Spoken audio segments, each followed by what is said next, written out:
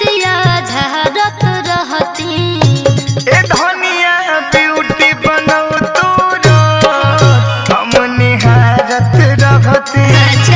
ए धनिया ब्यूटी बनौ तोरो हम निहारत रहती।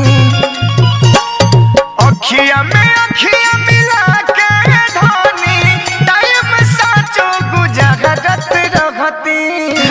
ए धनिया ब्यूटी बनौ तोरो हम निहारत रहती। ए धनिया ब्यूटी बनौ तोरो हम निहारत रहती। का बुझल सही कहतनी।